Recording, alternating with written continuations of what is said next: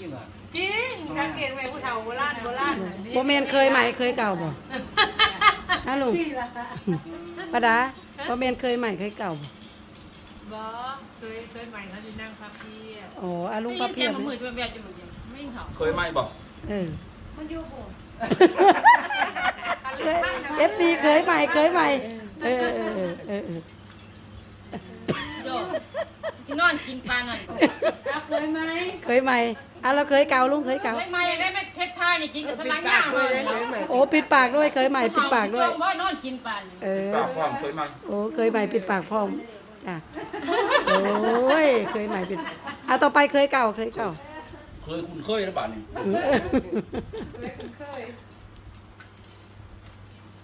ตอนใดกันลูกเคยตักตอนใดกันลูกเคยตักหมด